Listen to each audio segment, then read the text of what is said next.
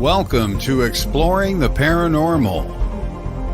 Hosted by Heather Leigh, PhD, Exploring the Paranormal offers a new, fresh look into paranormal research. Join Heather as she discusses some of the many haunted locations worldwide, discusses why these locations are haunted, hear from paranormal researchers about their personal experiences at these locations. Additionally, Heather takes a journey into the science behind the paranormal, discussing topics such as thermodynamics and the Heisenberg principle, and how they both affect paranormal activity.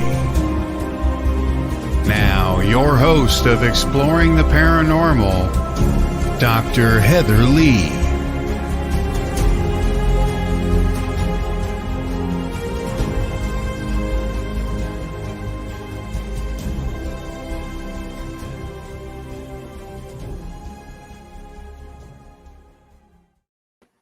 Good morning, everyone. I hope you are all doing well. Thank you for joining me for today's episode of Exploring the Paranormal. I have an amazing guest who is, hopefully, I'm waiting for him to see my message, but I know Mike will be here, joining me later today. He will be joining me just basically to kind of talk about all things paranormal and one of my favorite topics, including how he got started in the paranormal field. I'm always interested and curious. Being an author and a storyteller myself, I love hearing stories about how people got interested in the paranormal, how they, just what got them in, because I have a unique story and I truly do believe that everyone has their own personal reason. It's one of those things. You don't just wake up in the morning and be like, I'm going to be a paranormal investigator. I would say 99.9% of all the investigators out there today have had some type of experience that piqued their interest enough to get them to start researching the field. So with that being said, it's one of those things where, if you want to sit back and think about it, of course, there's some people who were just always interested in spooky and creepy things. Other people have had, their parents were paranormal investigators. I know, like with my son, he started doing this because I do it. And it's just very interesting to hear these stories about how people got started. And for those of you who have been following me for a while, know my experiences and how I got started. So while we're doing the introduction to the show right now, if you've had a paranormal experience, please feel free to reach out to me. Would love to hear your stories. I am working on a couple different projects and I might reach out to you to share your story with one of the projects. Love talking to people on the show regarding their paranormal experiences, and also make a quick comment. Let us know what piqued your experience and what got you interested in this field. And also what drives you, what makes you stick around. Everyone has a different reason for sticking around, and my reasons have evolved over the years. Originally, I was just more interested in the history. Then I evolved to wanting to help people with paranormal activities in their home. And now I've kind of flipped back to wanting to know more about the history. And I want to preserve history through the paranormal, and that's my ultimate goal. In addition to my other ultimate goal, where I want to make sure that we use more of a scientific approach to this field. And that's one thing that I truly do believe that we are 100% lacking.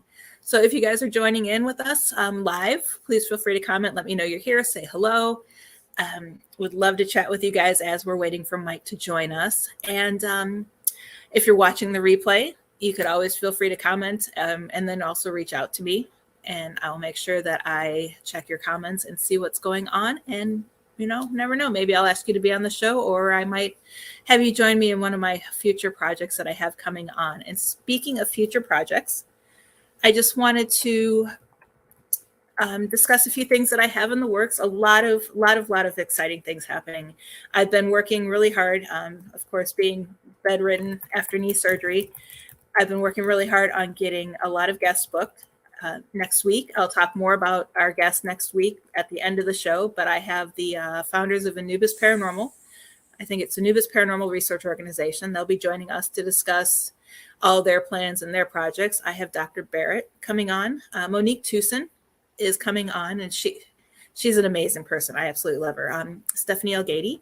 She is actually, if you guys are interested, I am doing a presentation with my co-host Philip Wyatt on Ghost Education 101 on next Wednesday, the 18th. And Stephanie will be joining us there to do a presentation on how to review and catalog EVP evidence. And then I'm going to have her on the show later this season to discuss a whole bunch of different things. She, amazing researcher, absolutely loves Stephanie. She is very thorough. She doesn't use traditional techniques to research, so she's not just doing the Google search. She knows where to go to get the information. She is very, very in tune with helping her clients, getting the information they need, helping them with paranormal activity, and very organized. So we're going to be talking about a whole bunch of different organizational methods, as well as how religion, not a lot about how religion can affect with it. I have another guest later this year who will be doing that, but we will touch on a few things with her as well. I have David Taylor and his co-host from Our Haunted Lives will be joining me. Chelsea Gill, love Chelsea. She's absolutely amazing. My producer, Todd Bates, will be joining me later this year to discuss his book and what he has planned. And then Joe Frankie will be coming back for a interview to discuss a little bit more and some of the unique cases that he has done with Ed and Lorraine Warren, as well as we're going to be talking about the college speaking tour that him and I are going to be going on. So hi, Casey. Thank you for joining us. Feel free to ask any questions you have. Mike should be joining us in about 20 minutes. And I'm just going to go over a few things. I'm here to answer any questions you guys have and all of that. In addition to that, I want to go into real quick my book recommendation. One question I get a lot is a lot of things that I do in the paranormal field have to do with herbs, oils, and a lot of, I just realized I still have Christmas decorations behind me. Sorry, I didn't mean to get off track. I thought we got them all. I do a lot of work with herbs, oils, and incenses for protection, for cleansing, a whole bunch of different things with the paranormal. And the one book that I've actually fell in love with, I probably should try to find another copy. It is The Complete Book of Incense, Oils, and Brews by Scott Cunningham. And what I like about this book is it breaks down the different herbal mixtures, how many parts of each type of herbal mixture you need. It has everything from baths, oils, resins. It even has some potions in here. And then it has everything from, I'm just flipping through it real quick again. It has everything from astrology, numerology, which herbs are best for you. And then it also has in the back, it has information on which herbs and oils not to use because they could, and which ones should never be ingested. Because before I continue with this, the one thing I always tell everybody is never ingest any herbs that you don't know what they are, as well as never use herbs that you don't know what they are, because you could be allergic and they could also be poisonous. So this is, if you guys watch any of my other videos, or I did several videos and I'm starting that up again too, which is something I'm going to mention later. It was not, what was it? I want to say I Mystic University, but it's not. It was, why am I drawing a blank this morning? It has been one of those days, but Touch of Magic. Holy crap. I knew it would come to me. Sorry, guys. But Touch of Magic I did with my friend Marissa Diaradia out in Las Vegas. And she's going to be on the show as well coming up soon. She's amazing. She's called she is the Sin City Witch. We do a lot of work together. And I did several videos for her on YouTube and Facebook for Touch of Magic, covering a lot of the oils, incense, and herbs, and how to do the different mixtures and the benefits and all of that. And you guys will see more of that coming from me, including one thing that we decided that we were going to add for the book tour once we actually start doing it, and the college tour, is we're going to be offering additional add-on classes at the end, where if you want, for the additional ticket price, I'm not sure what they're going to be charging yet or not. That's all in the hands of the universities. You can sign up for a class with me one-on-one, or not one-on-one, but a small class, and you can go home with your own herbal bath bag or protection jar, fairy jar, spell jar, whatever you end up making, whatever the college wants us to make. Sorry, excuse me. So that'll be also added on. And those will be based out of the book that I just shared with you guys. Okay. And real quick, I have a whole bunch of other things that, I mean, there's so much going on. I don't even know how I keep up with everything that's happening. But I'm looking here real quick, and what I received a letter, and it kind of is interesting that I received this just yesterday. And while I was scrolling through Facebook, I saw a comment that someone had posted. But real quick, let me read this. It says, "Hey Heather, I keep hearing the term para-unity. What exactly does that mean?" And for any of us who follow any of these, the Facebook pages and all of that, we see the term para-unity a lot. And what I thought was interesting is, at the same time, I saw on Facebook that someone had said, which paranormal investigator would you prefer to be more like? And, it was an interesting comment. It got you thinking, because everybody wants to figure out, we all have the people that we look up to, people that we reach out for when we need help and all of that. But what was more interesting than the comment, or than the question that someone had made in the group, was a comment that someone had made. And the comment was, don't worry about what others are doing, just do you. And that's something that I've always said outside of the paranormal field, and all the other things that I've done. It's like, the only person you're in competition with is yourself. The only person you need to impress is, yourself. You're not out there to, granted, they say mimicking and copying is one of the highest forms of flattery. But I do recommend that everybody do what works for you. I take a little bit of everybody's thing. I watch other paranormal researchers to get ideas, but I don't follow what they do exactly. I do what works best for me and what my plans are in this field. So taking that back to para-unity, it's one of those things where we do need to support each other, but we need to work on ourselves first. And I don't follow the concept of para-unity as we need to blindly follow and support everybody. I'm very picky as to who I work with in this field, because I want to make sure that they're knowledgeable, that they know what they're doing. If you think about it, granted, I do a lot of investigating during the day. I don't have to wait. I don't always wait till nighttime.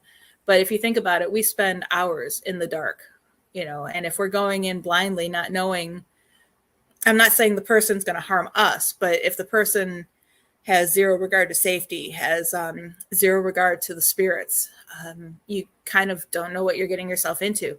So that's why I'm always suggesting to everybody that when it comes to para-unity, that we still need to work with each other, but make sure you know who you're working with and still do you. Don't blindly follow people.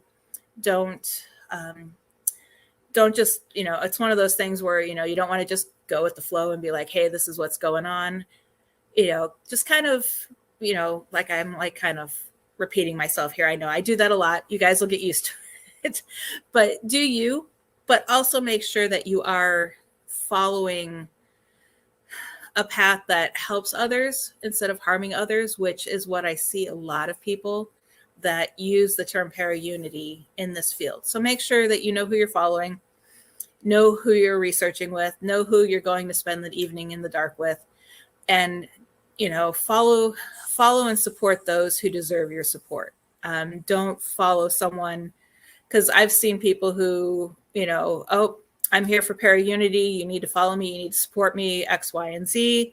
And then when someone says, well, how long have you been doing this? They're like, oh, I watched Ghost Adventures yesterday, or Ghost Hunters, whichever show. Not picking on any one particular show. I watched it yesterday for the first time, fell in love, and now I'm a ghost hunter. Well, they've had zero experience. They don't know what they're doing. They probably don't even have their equipment yet, because if they ordered it online, it hasn't arrived. So it's one of those things where you just kind of need to, and those are the people that we need to be working with. We need to be training. We need to be helping them, progress, so that way they can be someone in the field that can be looked up to. And I don't even, it's just one of those things where, know what you're doing. And same thing with going to locations, just because a place is haunted, doesn't mean that you have to go there. It's weird, because I saw, going back to Facebook again, I saw the meme the other day where the guy's rolling his eyes behind his head and he's like, oh God. And it says, this is what ghosts look like when a paranormal team arrives. And I truly believe that. I think in some locations they're like, holy crap, I can't believe, they're coming. And oh, good morning, Stephanie and Stephanie. And it's just, I've found some of the most compelling evidence in this field investigating at locations that have nothing on the internet regarding its paranormal activity. And it's very, very interesting, some of the activity we've gotten. So don't be afraid, step out of the box. Don't be afraid to explore strange locations that you've never heard of. I mean, driving down the road, it's interesting. You can find so many locations, a park. I don't want to say an abandoned building because you don't ever want to go anywhere that you don't have permission to be, but you never know, if you reach out, there's several buildings that you could call the owner, or I haven't done it, but it's on my list to do. It's one of those stepping out of the box, is an abandoned building and it's for sale.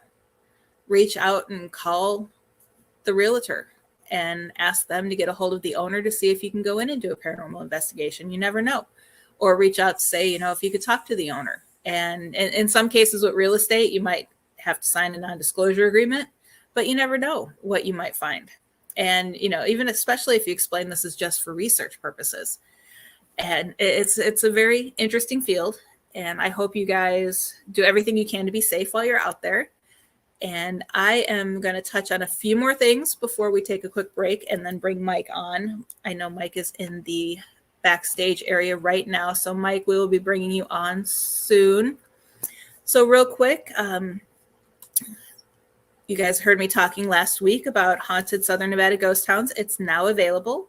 Once I'm fully recovered from my knee surgery, we will be doing a book tour out in the Las Vegas area. We have plans to investigate in Boulder City, Henderson, Las Vegas. We're trying Nelson, but I don't think that's going to go through. Goldfield. We're thinking of Gold Point, but Gold Point is so far out in the middle of nowhere. I don't know if that's something that we're going to want to do for the tour. But in Goldfield, we're looking at investigating at a mine, the high school. I think we have Goldfield Hotel. And I have a contact for the Goldfield Courthouse that we might try to get into. Then from there, if we decide to continue moving our way northward, we are going to be investigating at going up to Reno. I might be, I teaching classes at TMCC virtually, but I'm going to talk to them maybe about doing an in-person presentation at one of their locations. And just a lot going on. That's just the tip of the iceberg when it comes to all of that stuff, because we're going to also be doing college tours, going around the country at different colleges. Joe Frankie might be joining me for some of them. And it's going to be just a very, very interesting year. And the Vegas book signing tour is also going to include my Ghosts and Legends of the Vegas Valley, which is available February 13th. It is now currently available on pre-order from Amazon. I'm not sure if the History Press has it on pre-order yet or not, but you could always check there as well. Or you can wait till I get copies of the book in hand on February 13th, and I will send you an autographed copy if you order it directly from me. Same thing with Haunted Southern Nevada Ghost Towns. I have copies here on hand. If you reach out to me, I'll send you an invoice and send you an autographed copy right from here instead of going through Amazon or any of the other locations. At the end of the month, I'm hoping to have my Haunted Florida Lighthouses. It's going to have a fall release. We're thinking August or September. And that one, I'm so excited. My friend Joe Frankie, he's been on the show and he's coming again later. He's writing the foreword to it. He absolutely loves lighthouses. So he was the perfect pick for that. And then later this year, I'm also going to be finishing Haunted Florida Ghost Towns. Who knew? There's over 500 Haunted Florida Ghost Towns, and it's kind of interesting and amazing. We just kind of put that one on hold until I could get to the different locations and take actual photos and do some in-person research. And then Haunted Nevada Mines. And that is going to be a fun, exciting one, talking about all the different mines throughout all of Nevada, not just the Southern Nevada area. So we have that going on. So many exciting things. I mentioned the Sin City Witch earlier. I am super, super excited, but Marissa and I have been talking, and this week we are coming up with a plan, and we are officially relaunching the Witches Paranormal Society. It is going to be a cross-country to start. Who knows, we may go worldwide, but it's going to be cross-country to start, and it's going to be, we're looking to train the next generation of witches in doing paranormal research. We want to showcase the different groups across the country. We want to provide a standardized method of research for the witches, standardized cleansing activities based on the type of haunting. And we also want to do ethical, I'm like completely drawing a blank again, ethical psychic research, since a lot of witches in our community that I know do have abilities in that aspect. And we want to make sure that it's done ethically to protect themselves and also to protect the clients. So we will be doing that. And hopefully, even though we're opening up the Witches Paranormal Society to everybody to join for these trainings and to get the information, we are also going to be selecting a select group of people to lead and guide teams to help people who reach out to us for help across the country. So stay tuned for that. That is just absolutely exciting news. I can't wait to get that started. I love Marissa. She's one of the things, she's one of the reasons why I miss Vegas, her and a few other things.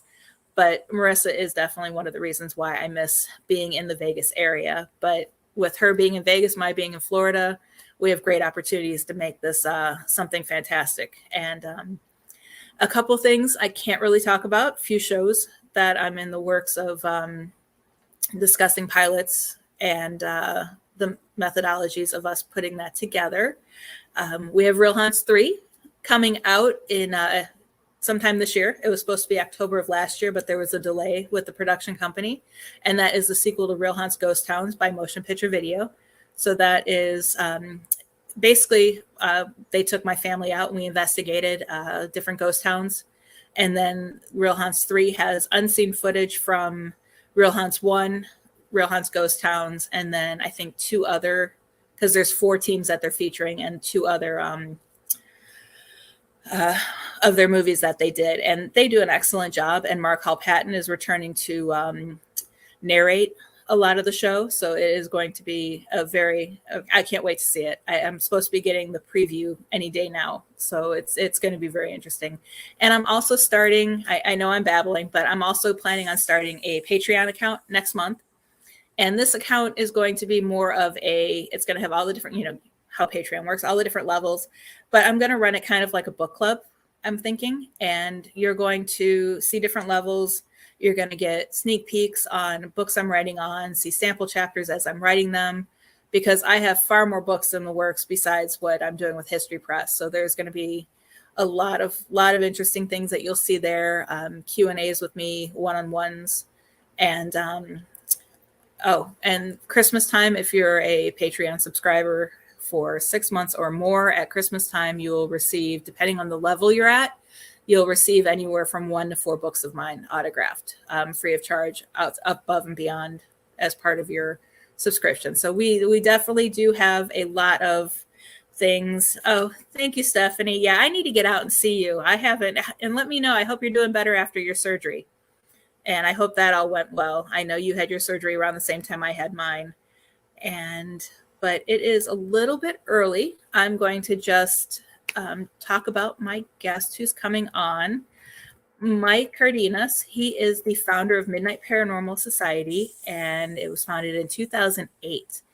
And he, like I had said earlier in the show, I'm having him on because I want to mostly talk to him about his experiences that led him to be a paranormal investigator, what drives him to continue to do the research, and what his goals are in the field. I love talking to him. He has a lot of knowledge, a lot of information, and he is just a very, very great guy. I love the fact that I've been able to be a friend of his for so long. So we're going to take a quick commercial break a little bit early, but we're going to do that. I'm going to give Todd a few moments to get that ready.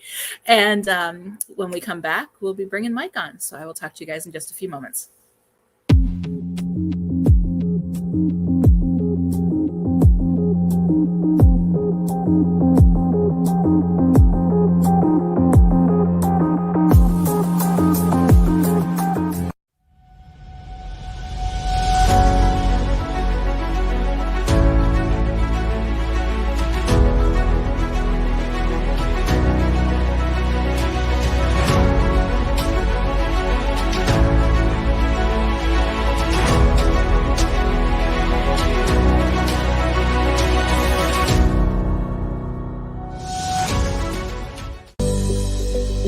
Certified psychic medium Stephanie Lynn creates an authentic connection between the living and the spirit world. Stephanie knows she is here to help heal, educate, and provide validation that there is more after death, and allows herself to be a conduit and work as a team with spirit to pass on messages from their world to ours. Stephanie Lynn also works as a spiritual life coach to help you achieve, create, and manifest your best self and life.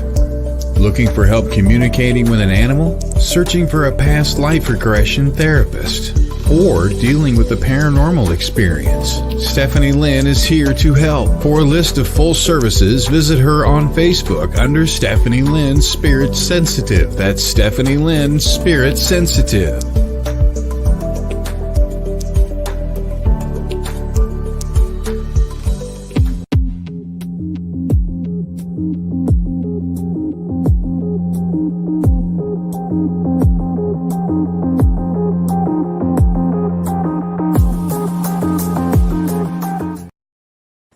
Hey everyone, we are back to Exploring the Paranormal, and I am so excited. My guest is backstage.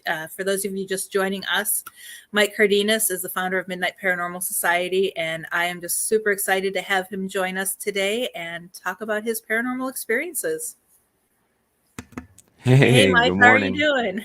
Good morning. Good morning. I was like, oh my Morning. God, I was asleep and I was like, I hope I didn't miss this. So sorry. Yeah, I noticed I didn't get you the link as early because I was hoping to get you the link yesterday, but I've just been in so much Right. pain. I've been in bed the last 3 days. And I sent it this morning and I kept watching Facebook to see for when you would see it. I'm like, he hasn't seen it yet. Yeah, I'm so sorry. I'm so sorry. No, I almost slept in and missed it because it's like I haven't been able to sleep, and I finally fell asleep at 5 this morning, and I was like, I did not want to Oh, wake up for this today. how are you But today? You're good? I'm good. It's still painful, but I'm getting along. Thank you. I'm glad you're feeling a little better. Every little bit of improvement is better than yesterday. Right. For So sure. thank you for coming on. I'm so excited to have you on with me today. And I wanted to talk about, first of all, give a little bit more information about yourself and the organization you founded. So, again, for those who've never heard my story, it kind of started in the late 80s. What pretty much brought me to founding MPS or creating MPS was, as a kid, my mom and I, someone brought the Ouija board into our home. And so fast forward now, I'll get into the story into that moment right now. But that kind of like led me to my journey of creating MPS. And I was like, I can either do this on my own, be this lone person, or do I want to have a group, a team, people I can rely on, they can rely on me. And so I decided to have a team and I founded MPS. And at first, when I created MPS, my co-founder of my team is my sister, Jeanette. And I had told her, I was like, hey, man, we've always had this thought of creating a team. And she says, well, at the time she was like, I'm not ready for this. I'm looking to just live my life and maybe one day I'll be ready. I said, well, I'm ready now. So I'll start building. And when you're ready, you're ready to do this, I'll at least have a foundation that you can stand on when you finally do decide to come. And so by myself, I'm a big believer in prayer. And so I said, Lord, you just guide me and I'm going to go, and so slowly but surely I started building MPS, creating MPS, the name, when I got it, make sure that no one else was using the name. And I just started out, just creating, saying, okay, let me find members. And so I did one by one.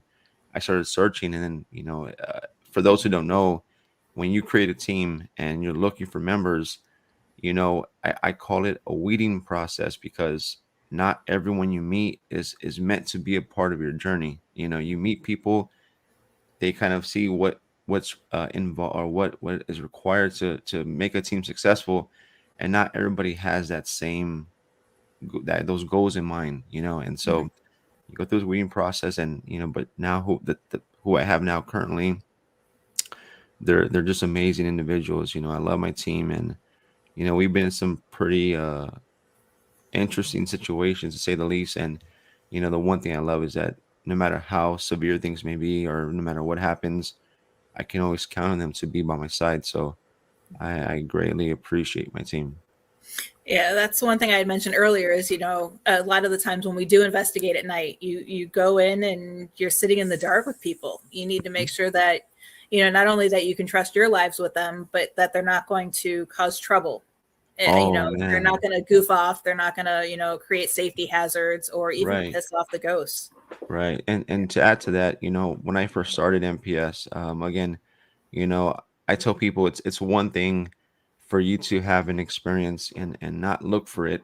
And it's another thing to put yourself in a situation where you're out looking and trying to, figure this stuff out. It's Mhm. just day and night. And when I first started, my mom actually was renting this duplex. And so she had told me that she was experiencing some stuff. And unfortunately, I couldn't get out as fast as I wanted because of work. And when I finally was able to get out to her home, what it, it's the most just interesting thing, going to this house that she was renting, and it's this old, just beat up house, and I'm like, what is she doing here? But she was renting this house, and I walk up to the door and knock on the door, and the screen door is locked, but the door inside is open, so I can kind of see into the house a little. And I remember knocking the door, "Mom, I'm here," and I hear a door open inside, and I could hear her walking my way towards the door. And I remember hearing her say, "Hold on, I'm getting my shoes, don't leave, wait, just give me a second." And I said, "Okay." So I turn my back to the door, and I'm facing like one of her neighbors' house, and I'm at the edge of the porch, and I'm just looking at his house, and he has this big old like sheet metal privacy fence. And when I kind of, for whatever reason, my eyes are following this fence to it gets towards the street, the sidewalk. And when I look towards the sidewalk, my mom comes walking from around the corner, coming from the street, away from the house. Mhm. And I'm like, wait a second, like, how the hell did she just tell me to wait? And then I look down the road, and she's coming from down the road. And so when she comes up, she's like, "Hey, I was calling to your phone, but you weren't answering." And I'm like, "Wait a second." I'm like, and just at that moment, I'm like, and this is in the beginning of me having MPS, and I'm like, "Wait a second, like, how did you go from being in the house to the opposite way of the house?" And she says, "No," she said, I was at the corner store." And when this is happening, I'm just like thinking, "Holy cow!" Then what was talking to me? Then what's in the house? And she says, "Hey," she goes, like, "What's wrong?" I goes, "I heard your voice. We heard your voice coming from the house." She's like, "No." I go, "Come here." So she goes to the door. I knock again. I said, "Mom, you're taking too long. Can you come to the door?" And my mom and I were standing there, and she hears her own voice again say, "I said for you to wait. I'm getting my shoes." And my mom just, of course, out loud, like freaking out. "I told you my house is haunted." And I'm shook to my core. I'm like, I had never had an experience like this trying to go look for something. And so, it was a humbling moment because, there's so many people who are like, "Oh, the paranormal was not real." And I'm like, "Listen, man, you know, it's a real thing, whether you believe it or not." And like you mentioned, it's nice to have, people you trust and people who are going to have your back and not just flake out and leave when, you experience something like this. And at the time, there was a gentleman who was in my team who no longer is, but, he was very disrespectful, and, he was calling this thing, and I'm like, "Wait, listen, man, we're going to leave from here, and my mom has to deal with this. Why are you doing this?" And Mhm. so now, like I said, my team who I have, I know for a fact that when we go in, we always let these things know what our intentions are, why we're here. We were called because of this. And, on top of helping the client, we're also here to help you figure out a way. If you need to get out of here, we'll help you some way. Mhm. So, Yep. Yeah. And that's why I always joke and everybody laughs because my team is just my husband and my son. right. And I always tell people that it's just the three of us because I know I trained them right and they're going to do it the right way. Right, right. Yeah. Because I've worked with other people and it's just, you never know unless you know them really well. Oh, Even man. people I've thought I knew, we walk into a location and I would say people I've investigated with, there's probably only two that I would investigate with again. Right. So that's, you always got to know who you're going in with and, and work well with them too. I think one of my biggest pet peeves in the paranormal, as far as investigating with people, is, oh my God, and I don't know if this is just me, but I can't stand, and to each their own, but when we're about to do an EVP session, and I say, "Okay, guys, let's all stay quiet for a second. We're gonna take turns asking questions," and then you hit, EVP session number whatever. I'm here at this location, and then you hear someone say, "Hey, so how was your day at work?" And like, and I'm like, "Holy cow!" And I'm like, "Dude, this is not the time to socialize. Wait till we're done taking a break." But it always happens with somebody, especially people who we invite to come and experience this. Mhm. So how was work? Well, how was your day? And I'm like, dude, stop talking, please. Oh, yeah, there's been many times where we've had to ask members, hey, were you talking during this time? And Right. we've actually had to ignore what we thought it was evidence because they would say no, but we knew it was them. So Right. it's really, really weird. So getting back real quick to your first experiences in the paranormal, when you said that a friend brought in a Ouija board without your guys knowing, Right. what kind of paranormal activity did you guys have after that? And how did they bring it in without your knowing? I'm just curious as to how that happened. So let me let me get to that. So this is a late, like I want to say this is like maybe like between 88, 89, and maybe getting to like 90, 91. So when I was a child, my mom, she's the kind of person that everybody comes to, her family, friends, whenever someone's having a party or, get together, they always like to my mom, "Hey, you want to come to the party?" And it's never just to be a guest. It's always like, "Can you come to cook?" No matter, even to this day, like, "Can you come to cook?" And I'm like, why? Anyway, so at this time, in the apartments we were living at, it's like when another apartment complex, cookie cutter, kind of same layout, and our neighbor, who my mom was really good friends with, comes over and says, "Hey, would you mind if we had a birthday party in your apartment?" My mom's like, "What?" She's like, "Yeah, we want to have it at ours, but she's like, I don't want all the people there, so can we have it at yours?" My mom's like, she kind of picked up what she was pointing out, like, we want to use your space, but we also want you to cook. And so my mom, of course, she's not going to tell you no. So she's like, "Yeah, that's fine." So my mom's in the kitchen cooking away, doing her thing. And I remember being a kid and just sitting there on the sofa, and the birthday boy was a teenager, and he walks in, and I see him kind of walking with this thing, and he's just like walking in, and they're talking amongst themselves. It's him and I guess one of his friends at the time, and they're talking about this thing, this game they have. And I remember looking at them, and other kids were getting excited, and I see him put this thing down, and I overhear him say the Ouija board. And I was so small, so I mean, it's not like I didn't know what they were talking about. I didn't know what was being, what it was about or anything. And so I'm watching them, and I had to urge at that moment to use the restroom. So my apartment, of course, the living room's downstairs, the bedroom's upstairs, and the restroom's upstairs. And so I go to the stairs, and I look at everybody, and I start walking. I flip the switch from the stairs to the light. When I get to this landing area before it continues to the next part of the stairs, the light turns off above me. And I look up at the light, and then I look down to see if someone's messing with me, and there's nobody there. I go up to the top of the stairs, and my room is to the left, my mom's room is to the right, and the restroom is directly in front of me. Right as I get to I'm about to walk into the restroom, I turn to look to my room. I had this old wooden this desk that was given. It was like a half, like it was like that chair desk connection. It was combo connected together. And I see this man, full grown man, sitting at my desk. And the thing is, I mean, this thing's meant for little kids. It's not like for a big desk. And he's sitting there, and I see him. There's like his fist under his chin, like looking out my window. And I didn't think anything of it. So I go to the restroom. I come back out, and now my room's to the right now. And I'm walking through the stairs, and like my foot makes like a creaking sound. And I turn to this to look at him, and what was so strange is he turns, and it was like if he heard the sound, but he's not seeing me per se. He just heard the sound. And so I just went down the stairs, and as I'm going down, I could hear my mom like just dropping F bombs, like, "Get the F out of here, and y'all leave, and take this cake with you." And I wasn't sure what was going on. I guess she then discovers that the Ouija board was there. And so she says, "Y'all need to get out of here. I don't want that in my apartment." And so she runs everybody off. The party's over. And, without knowing, that this gentleman who I was seeing it was like my first apparition, or this thing that I didn't know it was a ghost. I didn't know. Hmm. And I told my mom, "Hey man, mom, there's a man upstairs." After she let everybody out, she's man upstairs. And so she goes up the stairs, and mind you, the light is still off from the stairway.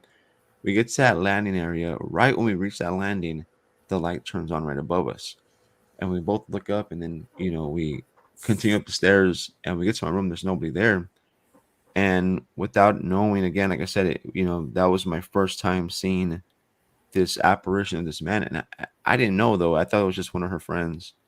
And so with that being said, it was like almost an instant thing. Like things started happening right as they just and the crazy part is, when I saw this thing, they weren't even playing this thing yet. It was just the fact they brought it to the house. I'm assuming at the time, but it was like one of those things where as soon as they played it and it was they did their thing, um, I felt like it opened the door, or it did something where every single day after that day going forward, it was always something new happening. It was not like some hauntings or some places where it could be a residual thing, or it could be like where you're experiencing this one thing happening over and over again. It was something new every single day, which we didn't understand. And because of the time that we were in, it's not like I can be like, "Hey, let me go to Facebook and look up a local team and have them come on and check it out."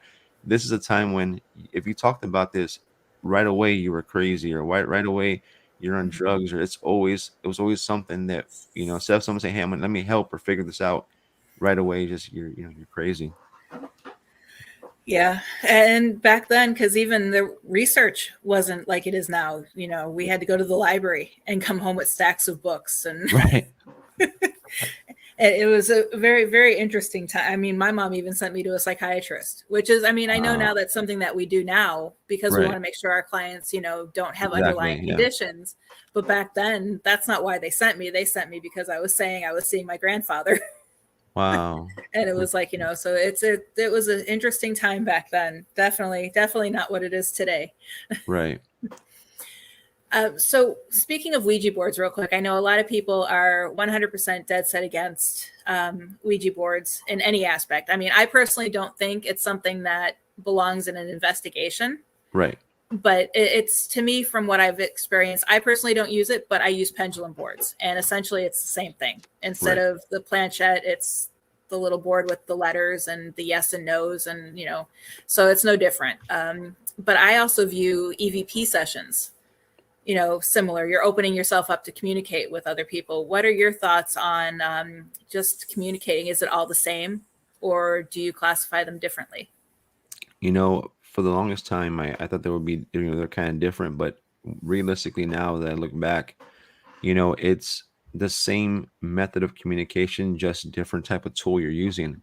I believe, the moment you put yourself in a situation where you're like, I want to invite you to communicate with me, or I want to, connect with you. The moment you open yourself up, I feel like it's like if you're using a Ouija board. I mean, the only difference is, again, the tool that you're using to communicate.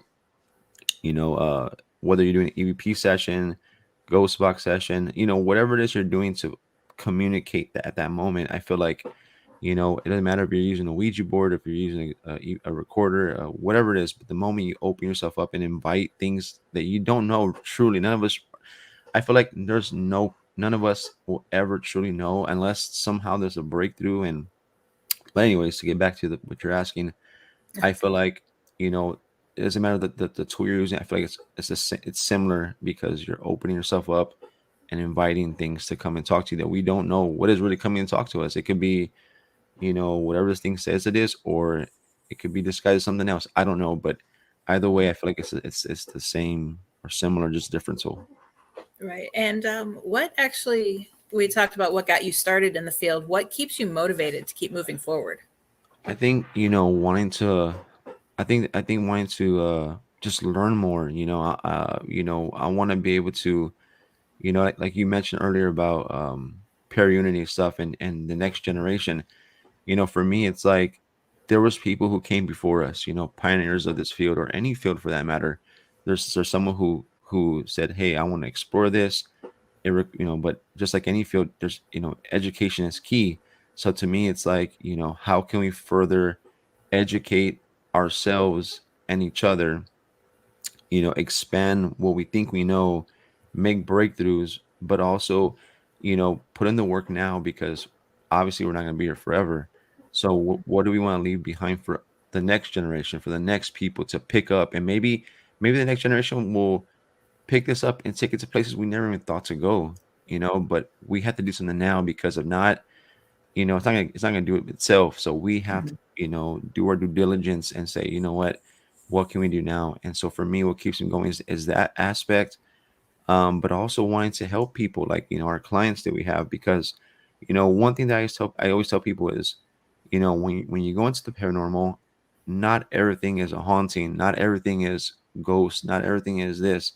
A lot of times when I watch other teams, or I watch other people, or watch shows, TV shows just get out of your mind. It's entertainment. That's it. That's all it is. I mean, yes, there's some truth in it, and yes, there is some, things being, they add to make it just spooky for the show. Mhm. But when you're an everyday investigator out there investigating the field for whatever reason, you have to. And I lost my train of thought for a second, but you have Don't to. worry, I do that all the time. I'm like, you talking, it's just like poof, it's just gone. No, but it's like, I love it because, again, like I said, the education, educating each other, you see these people and they're just kind of like, whatever. And I'm like, yes, you want to take this serious, but also, man, I don't know why I'm just drawing a blank, man. I'm like trying to like dig around in there. I'm like, come on, it's there. But no, It's early by you.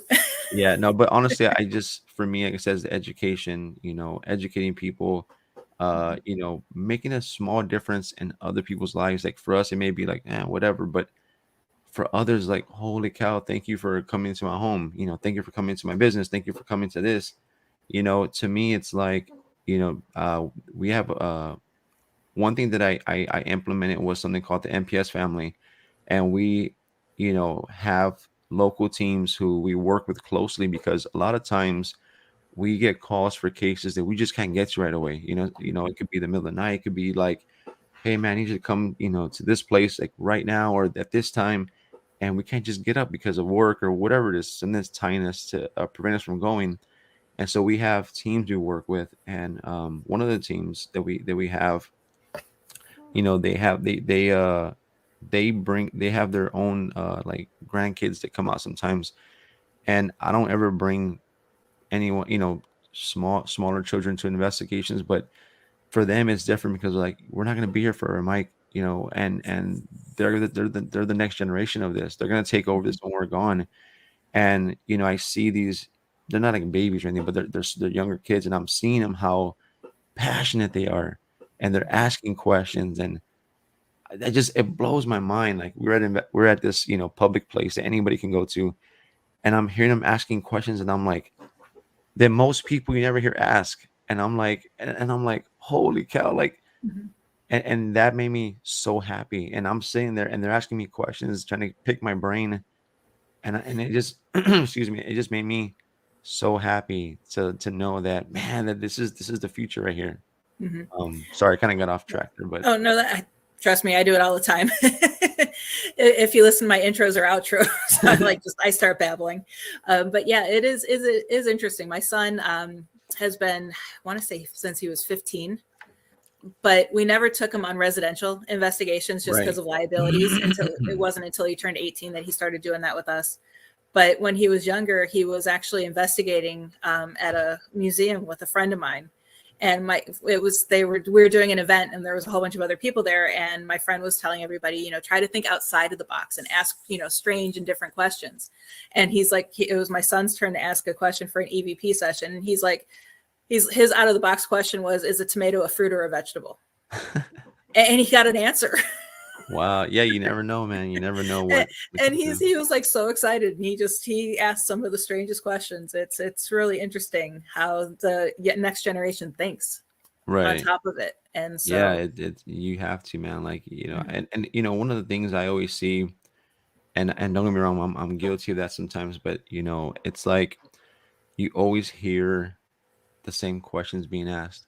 You always the same tools, the same this, and I'm like, and not, again, if it's not broken, don't try to fix it. But at the same time, it's like, I think, in my opinion, to make breakthroughs, you kind, like you said, to kind of go outside of the box and expand and just try something that maybe for others like, oh, I wouldn't do that, or I wouldn't try that. But what if that's the next big thing to make actual breakthrough that's going to change the game of what we're doing?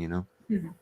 Yeah, and because of the standard questions, I say it was like 2 or 3 years ago, I wrote a series of blog posts that I need to update on it was 13 out of the box questions to ask at, and then it was a different location. So like I had a Right. cemetery, at a museum, at a church, during a residential, and it was, just not your standard. Who are you? The one thing Right. that I cringe about is how'd you die? It's like, let's not discuss the worst point of their time of life. Let's find out what made them happy in life. Right. And I mean, my favorite questions, my favorite thing to do is just be like, hey, if you have questions for me, sit down and ask me. And then I just ask questions about their life. What was your most memorable memory? What was your favorite thing to do here? Right. You got to talk to them like you would a person to get, otherwise they don't open up. I seen one of my good friends. She actually has she's a manager. She manages a really amazing haunted location called the Old Lavaca County Jail in Hallettsville, Texas. Deborah and Lisa. Deb, she sent me a video one time about ITC research, and I remember the video she sent me, and I had to look it up. But this thing video was from like, I want to say like maybe, I don't know what year it was from. It was like the early maybe 2000s. I forget when it was, but the video, when I watched this thing, it was about families who lost somebody, and they were first exploring the fact of using the digital recorders to capture, the voices of their deceased loved Mhm. ones. And there was even like they had clips of like one lady talking about that she had received a phone call from her son and left a voicemail, and it's his voice. And I'm just like, that has always fascinated me, like. Mhm. And supposedly there's this man who he received a phone call from a deceased priest who had been dead since, I think, like the 30s or something, and he just called in and he's explained how to communicate with the other side. And I'm like, why can't I get a call like that? Like, let me get my call and explain to me so we can have these breakthroughs. But I gotta find the video. I'm gonna send it to you. I'm gonna look for it. I'm gonna Okay. send it to you so you can look at it. But it's the most mind-boggling thing. Yeah, and that's all. The ITC is just amazing, and we could get, if only we weren't thought of as a pseudoscience, and Right. if we were taken seriously by mainstream science, which that's my ultimate goal. But you got to start somewhere, like you had said earlier. Right. How do we go to a doctor or even hospice and be like, hey, we'd like to hang around this person who's, so that way we can try to capture them Right. as Right. but that's, unfortunately, that's the best place to start our resurch with what Right. happens to us after, in the afterlife. Yeah, and whenever I'm investigating, because I mean, realistically, for me personally, whenever I go to a location, if it's residential or if it's a historical place, if it's residential, I try asking questions, that have to do with what the people have been experiencing, or if it's a historical, I try to ask questions that are relatable relatable to the location, facts, things that have occurred in the past. But sometimes I'll stop and I'm like, how does it feel to cross through that veil? Like, from being alive to passing, is it a scary thing? Is it what we think it is? Like, and I ask these questions sometimes, and I've yet to get an answer to that. But it, it would be nice if somehow, some way, whatever's there would be like, hey man, this is how it works or something. Mhm. I constantly ask, that when I get a chance, but like I said, I've never got an answer. So Mhm. Yeah. One thing to also maybe start asking is, we ask the spirits if they're currently in pain. oh yeah. And we've gotten, I mean, granted, it's a single syllable word, so it could have been anything, but we've gotten no quite a few times. So it's one of those. I just wish the spirit would just come down, sit down next to me, let me interview them, Right. get my answers, and then move. Then I'll be done in the field. So let me ask you this, Heather. Mhm. Have you ever encountered a case where you met somebody who contacts you, let's say for a residential case, never, of course, historical, but residential, and the person who contacts you has like focused all their time on just recording in their home? Have you, for the paranormal, have you experienced that before? Not recording, but I did have one client who was so focused on paranormal activity in her home that she was self-manifesting Right. a whole bunch of other activity in their home. But I've heard several people who actually, I can't really say no, because there was a case before I left the Warren Legacy Foundation that came in, and she leaves her cameras on 24/7 and then watches them. And to me, 24 hours of footage That's holy is cow. quite a bit to review. And I don't know what happened with that case after that point in time. Yeah, the reason why I ask is because we had a client not that long ago, and for those who are watching, understand that when we get called for residential cases and we're there, for me personally, I had to learn to keep my emotions in check whenever I'm, depend on the circumstance. You meet people, you hear their sad story, they lost somebody, and we're only human beings. We feel things, we feel sad, or we feel, but you're there for a reason. You're not there to have a crying session with the client. You're there to, like, be strong for them and Mhm. let them know they're not alone and you're here to help. Well, this one client I had, oh my God, like, just seeing her sitting there and she's like in tears, and her husband had died of COVID, of course. And she was like, he was my high school sweetheart. And you're hearing her going on and on about how much she loves him, and that she wishes that her time would come so she can reunite with him. Like, she's like, I want to die so I can just be with him. And I'm just like, holy cow. And I'm saying that, I'm listening to this, and you can't help but feel bad and feel sad and, feel for her. But the one thing that really bothered me was that she was like, until this day happens or this time comes, she's like, every single day I wake up, I continue to make his breakfast. I put his breakfast out for him. I will put his clothes out for the day. I'm always talking to him, and I tell him that it's okay for him to be here if he wants to be here. And she bought a recorder. She bought security cameras, and she's like, I want to see him so badly, and I want to communicate with him. And then one day she says, I got a response, but it wasn't my husband. She let me hear the from her camcorder. I'm not her security camera footage, and you hear a man talking to her because she's a Hispanic woman. You can hear a man talking in Spanish. She goes, that's not my husband. And it's hard because you're there for a reason. You're there to educate and let her know, like, listen, by you doing this, there's things that you can attract, because yes, your heart, maybe, you're wanting to talk to your husband, but there's things out there that feed off these things, in my opinion. I said, and Mhm. you attract the wrong thing without, it wasn't intentional, but now there's this man talking to you who you have no idea who the hell it is.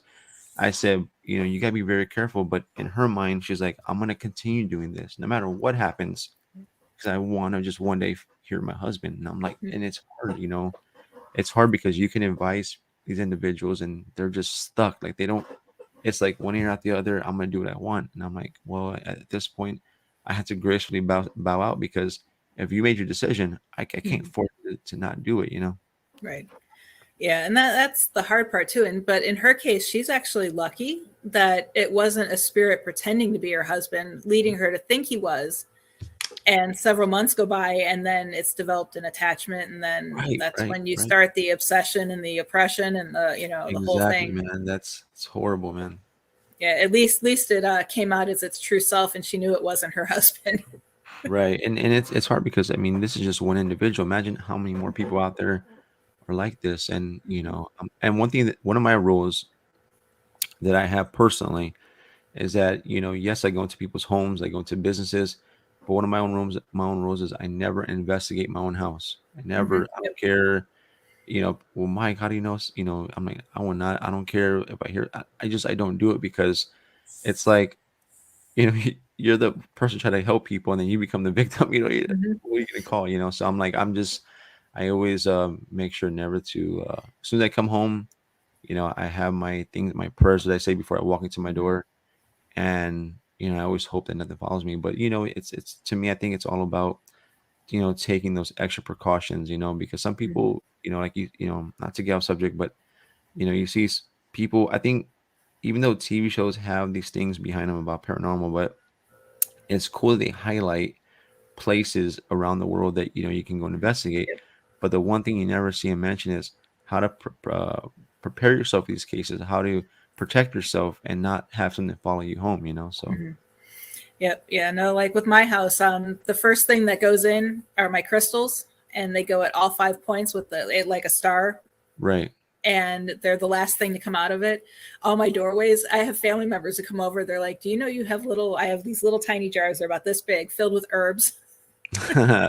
We sprinkled our patio with black sea blessed. Actually, it was blessed from Reverend Sean Whittington out in Vegas. It was a mixture Okay. of black, pink, and white Himalayan sea salt that he Okay. blessed before I moved to bless the house. And Right. it's, you do everything you can to, whether it works or not. I believe it does. Right. I haven't had anything negative come through. I've had some shadows, but I ignore it. I always Right. say that ghosts are like toddlers. If they're in your own home, they're going to make their appearance known, and they're going to be like, "Hey, pay attention to me, pay attention to me." And if you ignore them long enough, they're going to go find something else to do. Right. Right. And I feel like that's true. You know, because you know, thank God nothing's followed me home here. Mhm. But you know, years ago, like 2010 maybe, something followed me to a previous residence I was living at from a location, and I was like, and mind you, at this place, you know, I didn't pray before we started. I didn't protect myself in any way, and everybody was angry that day or that evening. The everything was just, you know, it was like the recipe for disaster, and Mhm. you know, we just kind of stopped in the mid investigation. I said, you know what, forget this. Let's you know, let's just stop, and we went home and you know, something unfortunately followed me home, and it came through as a child, and I was like, holy cow, what if it's not a child? What if it's something else? Mhm. And before I can get it cleansed, because this is before I had a cleanser, before I can get it cleansed, it took off, and I was like, okay, well, thank you, but you know, what if it wasn't a child? What if it would have been something a lot more darker? So you gotta, man, you gotta be careful. You can't take this lightly, man, because you will get humbled really quickly if you're not careful. Yeah, exactly. And I mean, one thing that gave me confidence that I fully protected my house when we were in Vegas is we did a residential investigation. Another member and myself were both physically attacked during the investigation. And when I came home, I, did my ritual, the whole "don't follow me home," "thank you for talking to me" type, my neighbors must have thought I was crazy talking to myself outside Right, my door. right, But the minute I got in the house, closed the door, and locked it, it sounded like someone punched the door with their fist. right, And it was so loud, my son on the other side of the apartment came running. He's like, "What was that?" And I looked through the right, peephole, and we would have seen someone running away the way our apartment was set up. And right. there was nobody there. So to me, that gave me confidence that my sanctuary was fully protected, and the negative couldn't get in and follow home. That's awesome. So you always, like you said, you always want to make sure that your home and yourself are fully protected. Right, for sure. And what are your? I mean, I heard you kind of touching base on it a little bit about pair unity. Mm-hmm. You know, what are your honest thoughts on that? Because for and before I let you answer, Right. you know, because one of the things that you know in this field that I'm always seeing, right, and this is not an opportunity to bash anybody or yeah, I'm not about that, but Mhm. you know, one thing is that you're always constantly hearing pair unity a lot, and when it comes down to it, it's like people don't really, you know, they say it like, "Hey, pure unity," but Yep. then I feel like they don't really actually practice it, you know? Right. My personal thoughts on para-unity is I don't follow and support everybody. Right. They need to prove themselves to me. They need to show me they know what they're doing, show me they've been in the field for a while, not someone who, signed, like I was saying earlier, not someone who watched Ghost Adventures last night and decided today they're going to be a ghost hunter and, oh, para-unity, everybody must follow, and support me. Right. So, and at that aspect, I don't think we should blindly follow and support everybody. But I do Yeah. believe that if we have found our own little group of people that we trust and know, that's when you can start supporting people and, sharing. But I personally think parent unity should more focus on the helping each other, Right. because there's so many people where it's like, I have this location and nobody else can investigate there, so I'm not going to tell them where it is. Or, Right. I Right. have all this research and I've captured so many great EVPs, but you can't hear them because they're mine. Right. It's like, the minute I find something that's potential evidence, I share with 5 people Right. because I want to see if there's a consensus, Right. on what it is. And I don't even tell them what I heard or, what I thought I saw. I just, if it's a photo, I say, hey, check out this photo. And, I wait for them. And that is what we need to be doing. We need to be sharing our evidence. We can't be so close-fisted. And that's what I think para-unity should be, because we're never going to advance this field if we don't support those who, I don't want to sound egotistical, but we don't support those who know what they're doing. Right. And I also think that, instead of using this as an opportunity to, you know, create a place for just egos like that, I think that's what really messes it up because, like you said, yes, we don't have to support every single person out there in the paranormal field. Everybody has their own goals in mind and their own agendas. But I think what really bothers me is that, a lot of times I tell people, look, if you're in the paranormal field for a reason, whether it's for research, whether you want to be the next Zach Bagans, if you want to be this person, that person, that's fine and dandy. But don't preach one thing and then act a totally different way. Like, to me, stick with your guns, go with it. And if people like you for it or not, who cares? Just do you.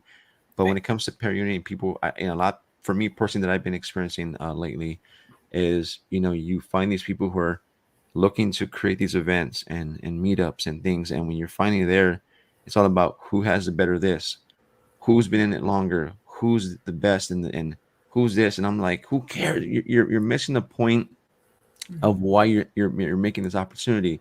I don't care if you have better equipment than me. I don't care if you have, you think that you're going to be the next Zach Bagans. Who cares? That means zero to me. Mhm. What we should be focusing on, how can we better each other? How, Yeah. what you've learned in your investigations, how can we all share that amongst each other? Methods, approaches, just different ideas. How can we share that? Who cares if, whatever your personal agenda is, let's work together, because again, like I mentioned, we're not going to be here forever. What can we learn from each other now while we have a chance? Don't wait till you're Mhm. 6 feet on the ground trying to ask with the recorder. Like, let's ask now. Let's talk about these things. Let's break these walls down. And because remember, there's people who they're just maybe misguided. So how can we help guide them in the right direction? And maybe not the right direction per se, but just somewhere where they're not going to be over here like, oh, off track. How can we Mhm. help each other? And so I think that when it becomes like this, let's beat our chest and who has the louder beat.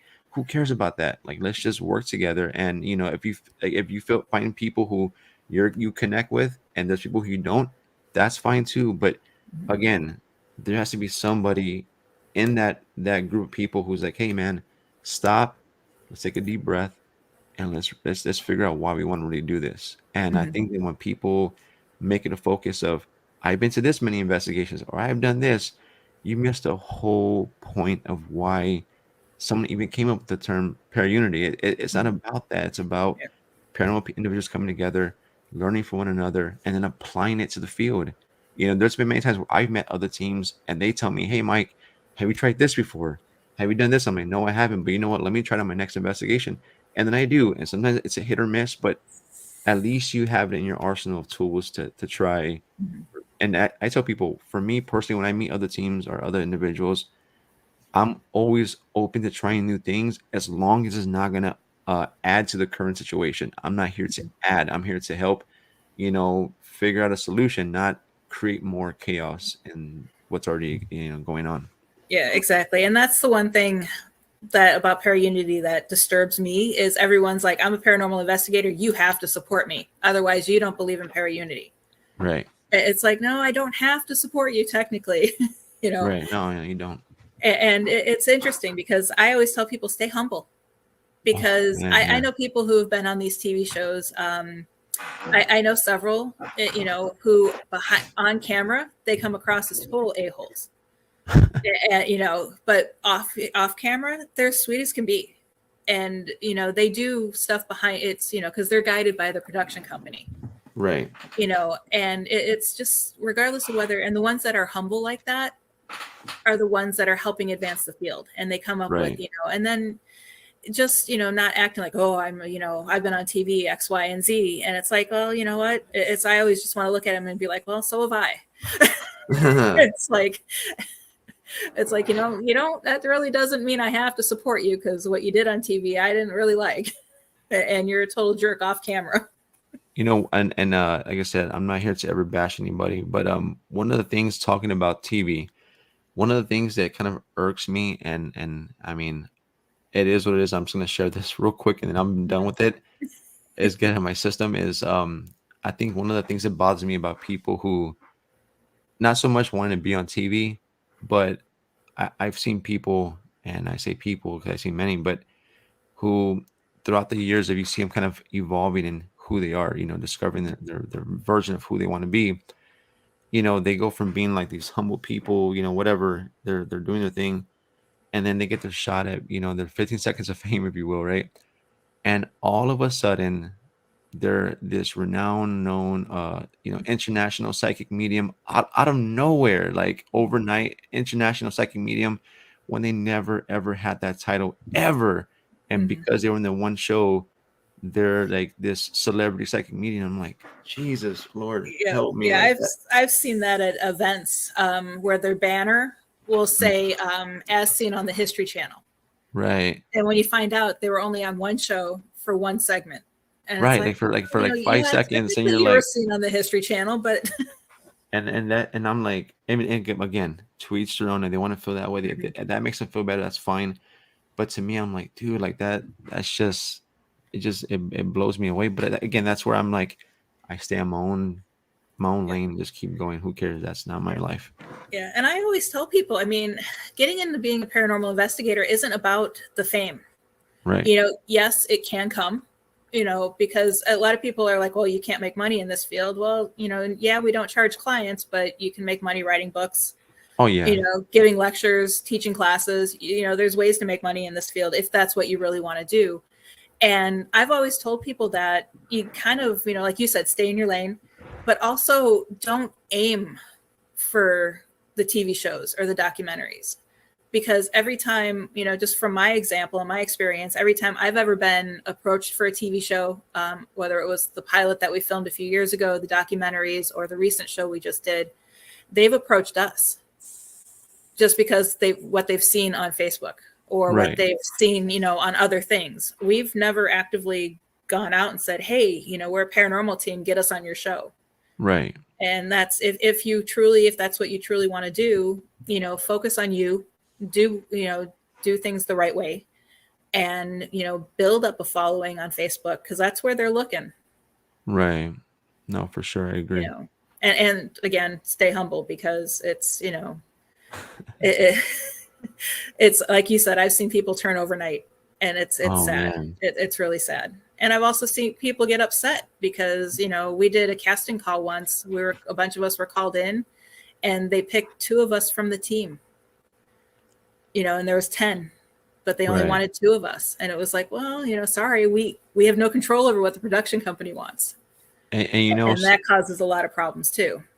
And speaking about that, and just to go real quick, when I first founded MPS, there was 3 original members who I had in the team at the time.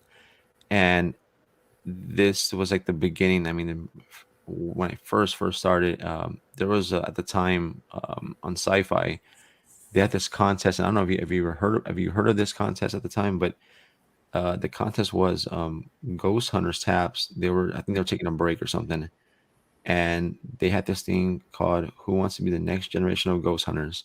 It was Ghost Hunters Academy. Yeah. And I remember at the time, one of my original members was like, "Hey man, there's this thing coming up," and at the time they didn't have a name for it yet, and they were like, we want to.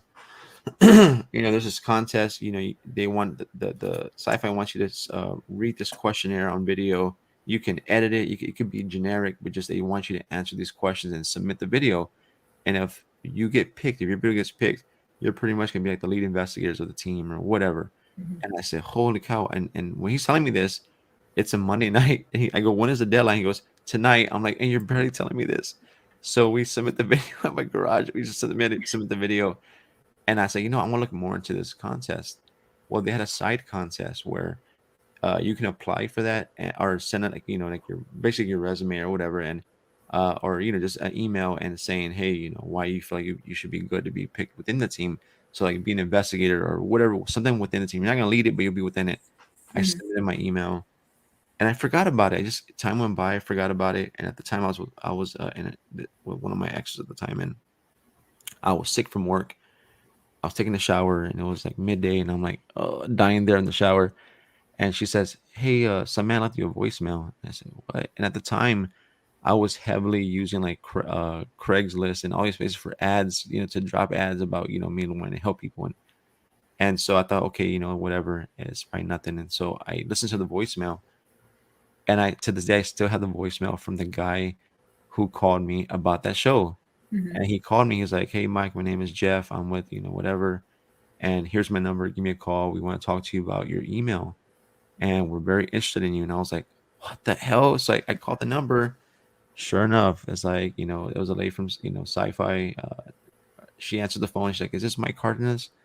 I'm like, "Yes, ma'am." And she's like, "Well, Jeff, he stepped out of his office, but we want you to know that you're the first person we contacted for, this part of the contest. You're the first one, and we're interested in you." Mhm. And I was like, "What?" And like, dude, I thought it was a prank. I'm like, "Is this a prank? Is this like a joke?" She's like, "No, this is very real." She's like, you didn't get picked for the video submission, but doesn't matter. You're picked. So we have to wait till October for it to get announced. Who the winners are. But Mhm. once everything is set in stone, we're gonna fly everybody out and whatever, whatever. And I was like, man, I was blown away. I was like, holy cow. So I said, holy, I need to tell my team about this. So at the time, those guys who I had on the team, I said, hey, meeting, come to my house. They came over, and I remember saying, "Hey, you're not gonna believe this." I go to one of the guys. I said, "Hey, remember we did that video submission?" He goes, "Yeah." I go, "Well, they called me." He goes, "Oh, for both of us?" I go, "No, no, no.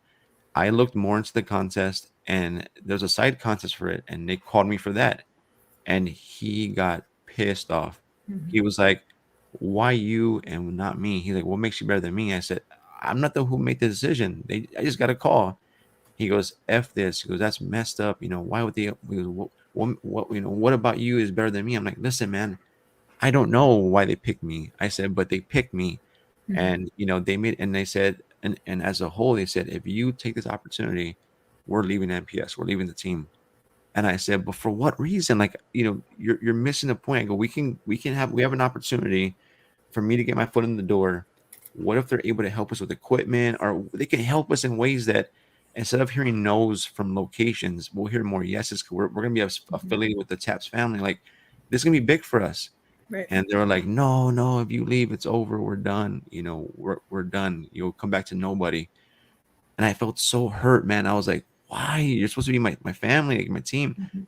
And so at the time, I said, "Man, what do I do?" And they said, "You need to make a decision now, not tomorrow or next month, either us or this opportunity."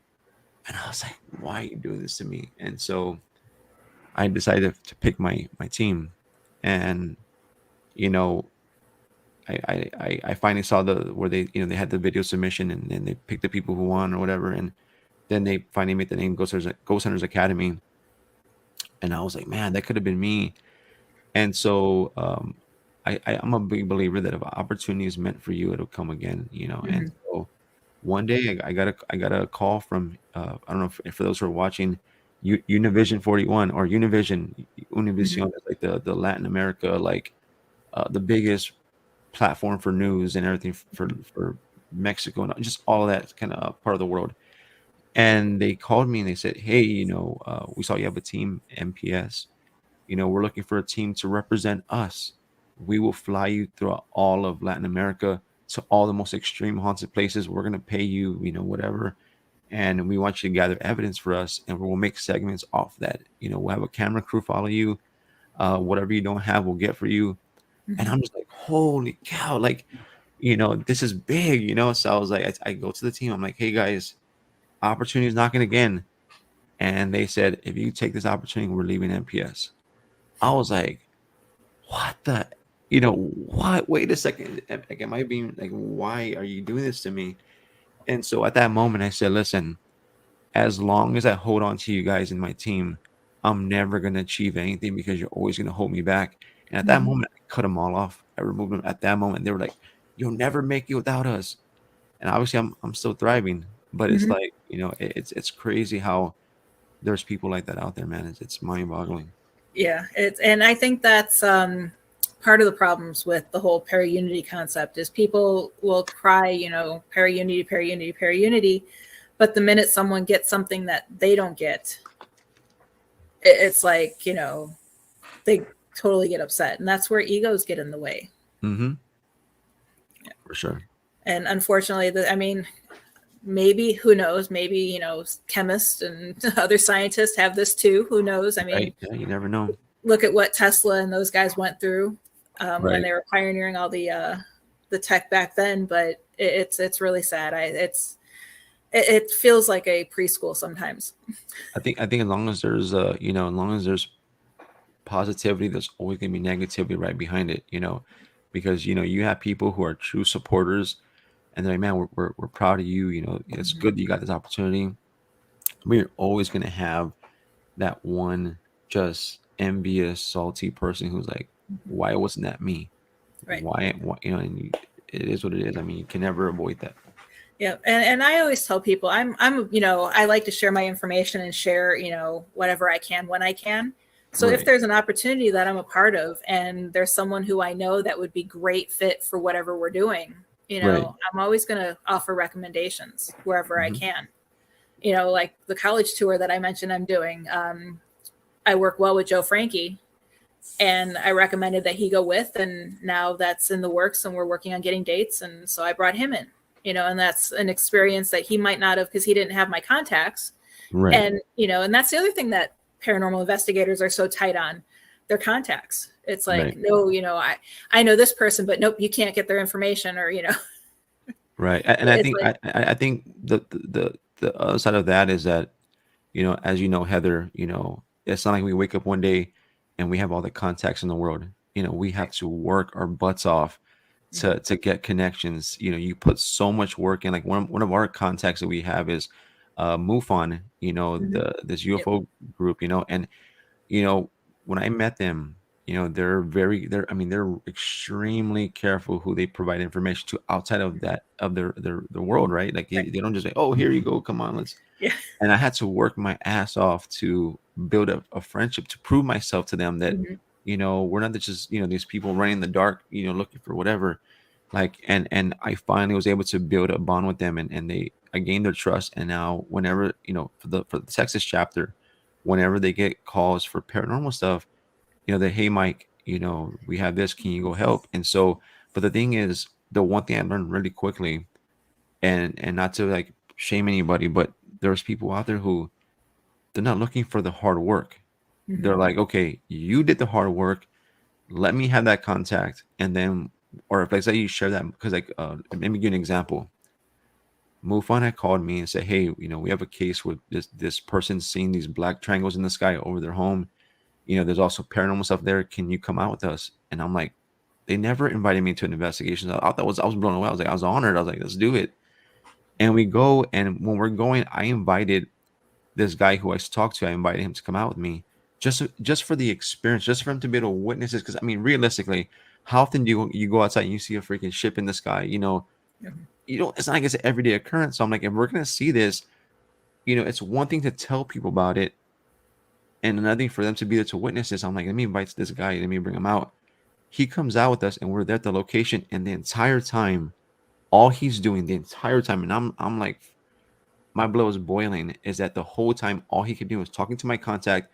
Oh, I'm a filmmaker. I do this, and like it's just shot to give him his resume, and I'm like, I didn't invite you for that reason. I didn't bring you out to, oh, I'm this hot out, this whatever paranormal investigator. You're not here for that reason. I didn't bring you to chat with my contact. I brought you to witness these supposed triangles in the sky. And the entire time he just disregarded me. And all he kept doing was like, here's my business card.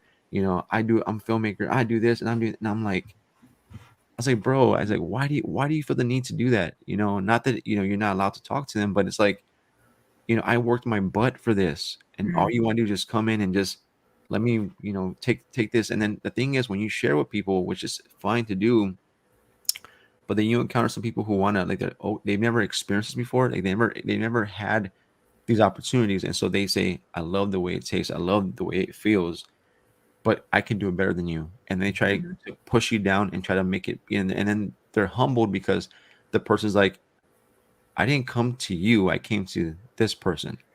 They earned that working relationship. You're just, you're just day one right now.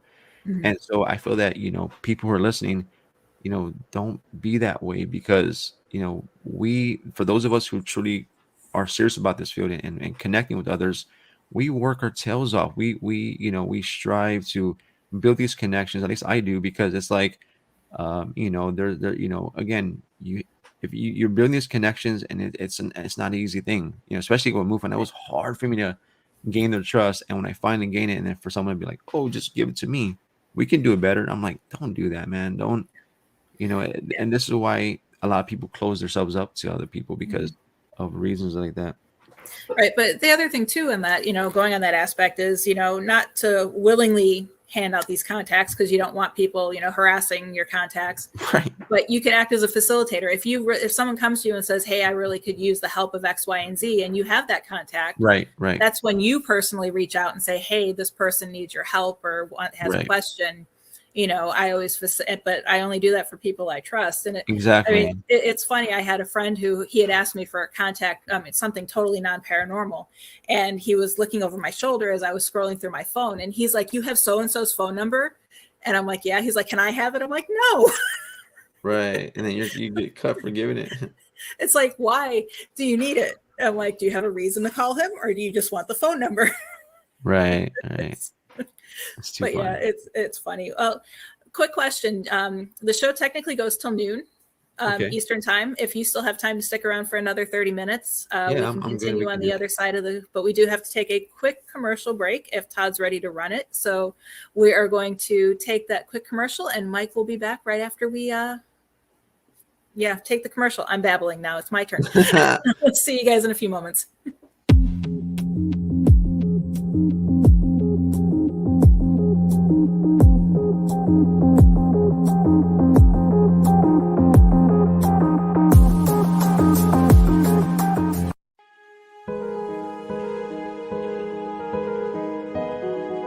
Brandon Wainwright is an animal lover, author, energy healer, and former police officer. In April of 2018, he and his family lost their dog Tyson to a brain tumor. It was an inevitable experience that comes with being a pet owner, but it was devastating nonetheless. Tyson's Gift: How an 8-pound canine became a man's greatest spiritual guide. In the story of Tyson's life, from his entry into the lives of Brandon and his wife Misha, to his equally impactful departure and continued spiritual influence, Tyson's beautiful story will entertain and comfort readers of all backgrounds. Get your copy at tysonsgift.com. That's tysonsgift.com, or wherever books are sold.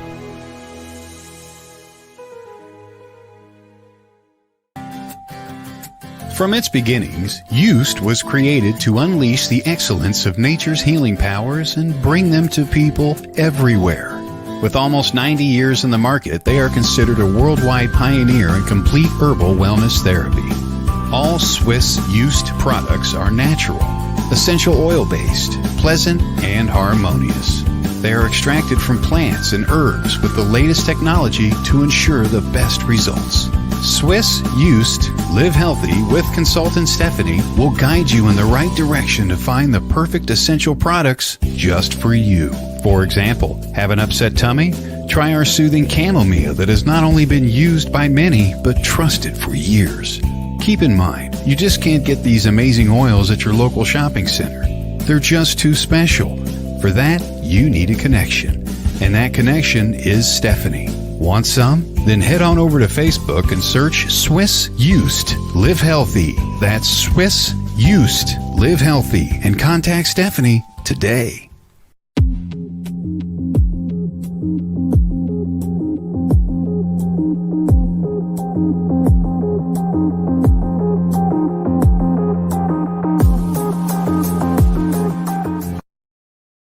Hey everyone. Welcome back. I am joined by MPS founder Mike, and I am so excited to have you. We've had a great conversation already.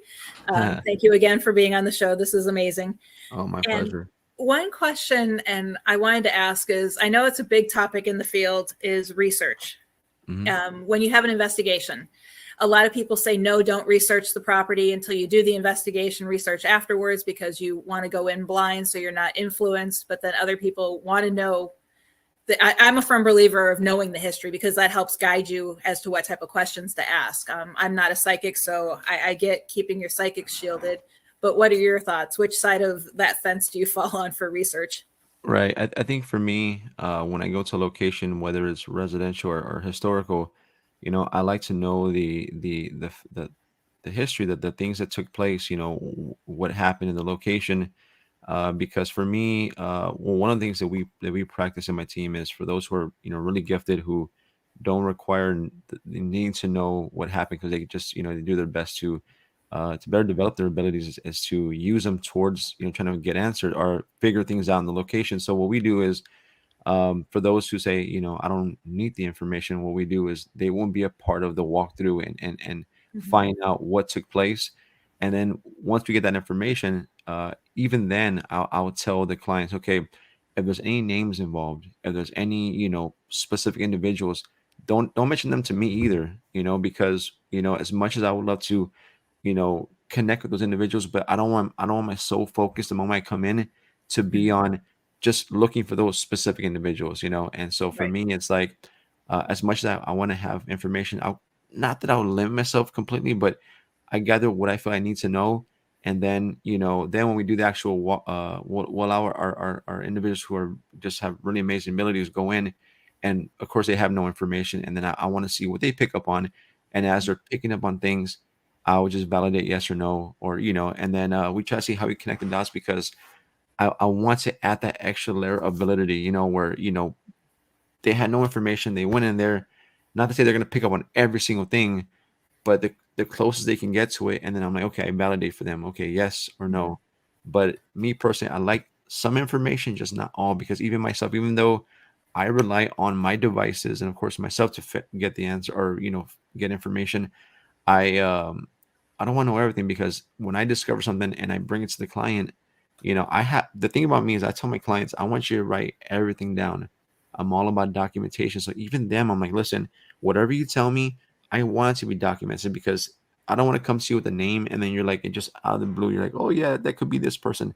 Like, I want for you to even yourself document everything you're going to tell me, because when we come back to you, I want to know that you had it down before I even asked you, hey, these are the names here, the things that took place.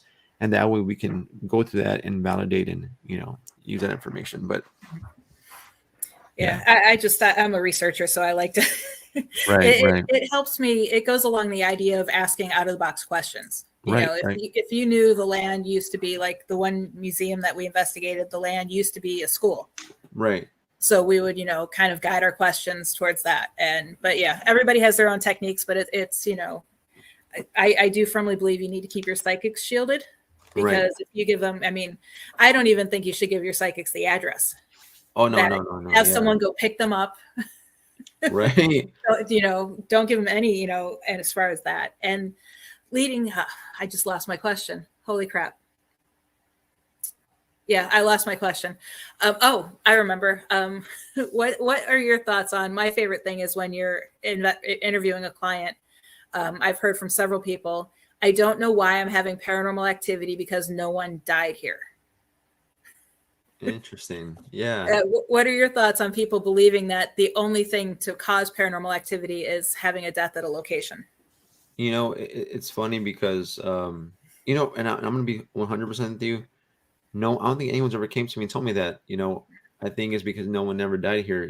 I think when people come to me, they're just kind of, or the ones that I've connected with, they are just clueless on why it's even happening. So far I've never had anyone tell me that. So that would, that would be a first. But most of the time when people come to me, it's always like something's happening. I'm not sure why, or they'll say, can you find out if something occurred here in this location, maybe before there was a neighborhood here? But being honest with you, no one's ever told me, what you just said right now. So that's I mean, I'm sure It, it happens. Yeah. it might have been a Vegas thing because we heard that a lot out there. Especially, we were hosting an event at the museum I volunteered at, and we hosted several, and we did them as fundraisers for this museum. Right. And a lot of people would try to on our event page. I had to monitor that thing 24/7. I felt like, which make comments like, nobody died here. This place isn't haunted. And it's like, well, Right. we've done over 50 investigations at this location. It's haunted. Right. No, for sure. And then also too, people don't realize that, someone doesn't have to die there. I mean, it could be Mhm. just so many things. Someone brought an item into the home.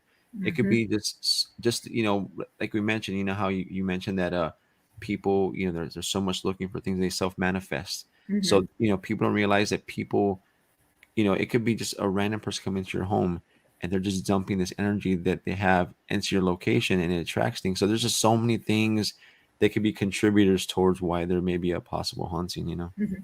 Yeah. So one case we had, and this is where I truly believe that she was self-manifesting it, was we had her on video. She was standing next to me, and my husband had the video recorder.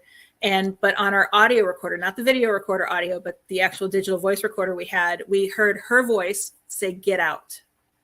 Oh, The only wow. piece of evidence we got the entire time we were there, but it was her voice. And when we cross-checked it with the video camera, there was no audio there, and she was standing there silently next to us. Wow. And, So, and, and that's interesting you say that because one of my good friends, George, he was at an investigation and, because we always share our evidence with each other. And he was at an investigation and there was a lady who was in there with him and she wasn't saying a word. I mean, she was silent the whole time. She was freaking out. mhm, And he got it recorded that said, "I want to see you naked." And it was that woman's voice. And the thing is, she didn't talk the entire time because she was scared. mhm, But right. her voice was documented, and I was like, "That's interesting." That's Yeah. Yeah. So, I mean, and that kind of wanted me to start doing research on how we influence EVPs. So, are the right. EVPs we're picking up? That's why the Estes method is amazing, because are the EVPs we're picking up, like, say you asked a question and Mhm. your investigator next to you had thought of an answer.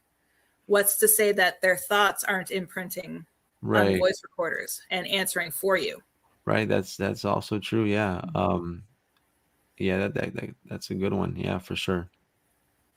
Yeah. This field is really, Yeah, and that's why I say, man, it's like it takes you to stop and think about these things because if you just go with this cookie cutter approach respectfully, it's like, okay.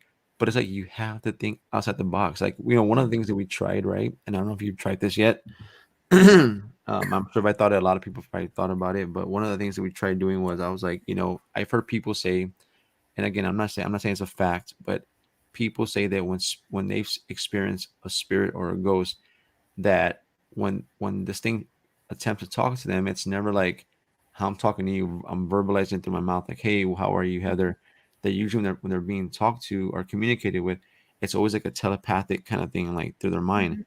And so I say, what if we one day go to an investigation and attempt the EVP session where none of us are talking? We just project it through our mind out loud through our mind and see if something responds. Let's just try it. And we did. We sat there for maybe like 5 minutes, didn't say a word. And we would ask a question to our mind, and then we would point to the next person to go next. And we got a freaking response. And that was like, holy, those little things to me are what I love doing. And it was really cool. Yeah, I would have to write my questions down because analyzing the evidence, I would forget. Right. You're What question was I on? right, right. Yeah, that's actually, I'm going to have to try that one. That one's very interesting because that goes along with and the other thing I would be curious is if your thoughts imprinted on the voice recorder. So, I mean, can you hear your Yeah, there you question you're go. asking? That's true. You're just talking to yourself the whole time. Maybe I do need to leave an EVP recorder running around the house. Right. It's insane. But no, I feel like, we need to start doing things that kind of get away from these cookie cutter approaches, and again, I'm not saying they're the wrong thing to how to approach an investigation, but I feel like you got to start asking questions that, because one thing I noticed is like, in the field, they're like, you don't do this. You're not supposed to try this. You're not supposed to do this. But it's like, what if you do these things and not that everything's going to work, but what if you get outside of that comfort zone that it'll maybe lead to, like I said, that breakthrough or that Mhm. new, like a new discovery, you know. So Yep. you have to be able to move away from that and not be worried about what people are going to say to you. Like, you shouldn't be doing that because this person said so. Like, who cares, man? Like, let me just do it. And if it Mhm. works, it does. And if it doesn't, then you just keep going till you Yep. figure it out. Yeah. Yeah. One interesting way also to remove the human aspect out of the investigation is to have two digital voice recorders. Hmm. And before the investigation, actually sit down and record all of your questions. Interesting. And leave like a 5-10 second break in between each question and set one down to record and then set that one down to play and then just leave the room. And how do you feel about, and maybe, I mean, I don't know if you do this yourself, but when they would say you lost a loved one and a friend, family, who doesn't matter, but a loved one, um, have you ever been one to just be like, let me try to see if they're still around, or do you just kind of like let it go? I mean, what is your thoughts on that? I usually just let it go. I don't know. It's with my experiences. I would hate to bother my loved ones, Mhm. or, it's like these people who the minute someone dies, the next day they're doing a session to try to reach out to them. And Right, it's like, I get it because people want answers. But for me, I've always just let it go. But then it's brought up more questions for me right. because the only spirits that I've seen was my grandfather, of course. My uncle came to me as well. I've never seen my grandmother. I don't know why. I was real close to her as well. Hmm. My aunt that I was real close to, any of them. It's only been the males in the family that have Right, come to me, which I don't understand. right. So it's like, why, so that brings up my question. It's like, where did the rest of my family go? Or are they just, being, raised in the 20s? Are they just shy type of thing? Letting the men do the work. Who knows what, is going on. And then, I mean, even friends of mine, when Peter died last year, or a year and a month ago or whatever, he came to me the day after because I was having a hard time with his death. Hmm. And it was, so he came to me and I just, it's weird. They seem to come, it is what and I Right. don't actively pursue family, but if they come to me, I'm always willing to talk and chat. Yeah, the reason why I ask is because I don't ever try communicating like that because, and not that I don't want to. I mean, if my family came to me in a dream, which they have, my best friend who passed away, but I don't sit here. I'm like, okay, I'm gonna have a session and just open it up to whoever wants to come through, because you never know what's gonna come through. But one time, one of my best friends, he passed away. He drowned, and I mean, I was just like anybody. You're devastated beyond, right? You're like, man, like, and you question it, and you're not, even though you're not supposed to question it. They say you don't question why God does things, but you got to kind of go with it. Mhm. But I remember he passed, and I was at an investigation. There's a place here in a little town nearby San Antonio called Helotes, and it's like out in the woods, like really beautiful location. And there's a place there called the Gray Moss Inn, and Mhm. it's a beautiful, beautiful restaurant. I mean, oh my God, it was a beautiful place. But I'm there, and one of the claims was that in the women's restroom, that supposedly women would hear things or see things, and it would scare them. So I'm in this big old guy, and I'm in this small little restroom, and the door, it's not like a regular door that you can just close and it locks. It's just like a spring-loaded door, but it's like a little latch, like a little hook Mhm. that keeps it shut. And I close it, I lock it, and I sit down, and all I had thing was like a camcorder to my right, facing my direction, and a recorder. And I'm sitting there in the complete darkness, and like, say this is the chair I'm in. Directly in front of me is the small little doorway that goes into the actual stall where you sit down. It's very small, tight quarters, and I'm sitting there, and I'm just in my thoughts. My friend had just passed away, and I'm in this state of mourning, and I'm just missing him, and I'm like really sad. And before he passed, like, there was a moment where we kind of stopped talking for a little bit, and we kind of connected. And I said, "Hey, man, I'm doing paranormal investigating. Oh, so like angels and demons and like, whatever." And so he knew of it. So I Mhm. said, "You know what? I wonder if I just out loud say, 'Hey, are you here?'" Maybe he's still with me. I don't know. And so I'm sitting there, and I said, Ricky, are you here with me, man? I said, I want you to know that I love you, man, and I'll never forget you. And I was just, I mean, I was like in my emotions, and all of a sudden, like as I'm sitting there, in these emotions, I look, because when you're in the darkness, for those who never investigated, when we're in the complete darkness, your eyes start trying to adjust to that darkness, and sometimes you think you're seeing things you're not really seeing. And I'm sitting there, and all of a sudden something catches my eye. And mind you, I mean, this restroom is so tight and small, and the doorway there that has, or where the toilet seats are, the toilets at. If I'm here and let's say you Heather in front of me, you're sitting sideways, and so I'm looking at you from your side. That's how it be. I'm looking at this, I will never forget this moment, because it was. I mean, afterwards I laughed about it, but I was freaking out. So I'm sitting there, and I'm looking at the doorway, and it's pitch black, and I'm looking, and also I see, like, say this is the door, I see something go like this, and I see a nose, the mouth, and like the chin and the cheek, but it was like all like a smooth looking face, like a white complected person. And then I see him go like this behind the wall. I was like, did I just see that? Because it's super close, right? I'm like, did I just see that? And then all of a sudden, I hear movement in there, and then I see go like this again, and I see the nose, the cheek, and the chin right here, like this part of the face, and then it goes like that. And I'm like, holy crap! Like, what is this thing? I thought I'm by myself. So I jump up, and for whatever reason, I freaked myself out, and I ran to the door. And I try opening the door, and mind you, it's just a regular spring of the door with a hook, little latch. I tried lifting it, and it was like if somebody welded it shut. It would not open, and I'm like this, like I'm trying to, like, and then I'm more in panic mode. And this is years ago, and I'm like trying to open it, and it would not open. And I stopped. I said, Mike, chill the f out, man. You're fine. It's not that bad. And I said, look, I don't know who you are. If you're preventing me from leaving, I said, can you please just let me get out of here? I said, I don't mean no harm. I'm just here to try to get answers, and I'm sorry that I got excited here. I said, would you mind open it? And all of a sudden, I'm standing there. You just hear like a click sound, like I can't even. You just like a click sound, and I lifted the little hook. It just came undone, and I walked the hell out of there. But I was like, holy cow! But I don't know if it was just the fact that I was in the state of mourning. I attracted this thing. I don't know what it was. But the thing, I saw it, and then, man, it was afterwards I was laughing about it, but at the moment it was like, I don't know what the hell it was, but it was there, and I'll never forget that moment. It was interesting. Yeah, it's always, and that's why when people say, hey, can you come try, reach to my loved ones, it's like, you might want to wait a little bit, because when we're sad and depressed over that, that's when we can open ourselves up. Oh yeah. To anything coming in.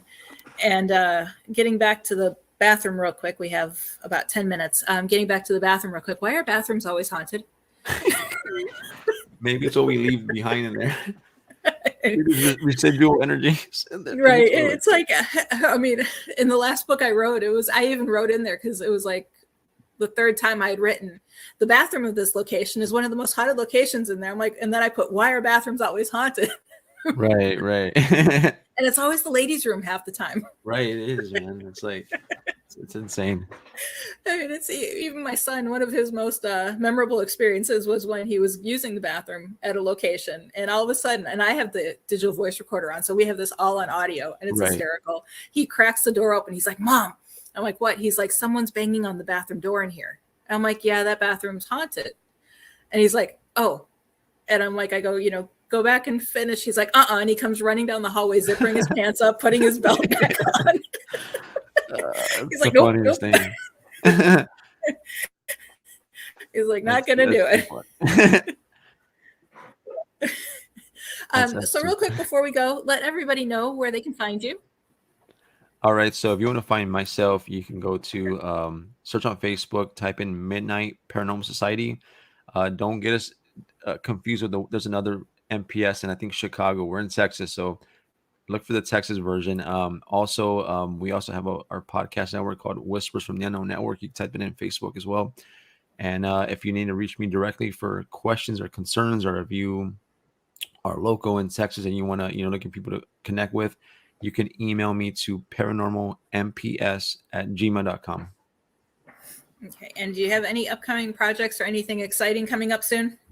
Oh man, yes, actually, I was saying July. What the heck? January the 21st. Our MPS family, like I said, the teams that we work with, we're going to be getting together and going out to it's called Lockhart, Texas, to I think it's called the Caldwell Museum. It's like a jail museum, and we're going to be coming together to investigate. It's gonna be a really cool time. I've never been there before, so it's going to be a nice new place to discover. And then I know we're supposed to be planning on going up to Austin, Texas, because I have a really good friend, Damien. He has his own haunted museum there, and we're supposed to be collaborating and doing a live investigation with him there. So that's coming up soon. Cool. And the other question, since we still have a few minutes, is what advice would you give to a new paranormal investigator? Well, like I mentioned before, education is key. I think if, in any field you're going to approach, but of course, we're talking about the paranormal, we all have to learn on our own. You can learn from others, but at the end of the day, we're walking our own journey.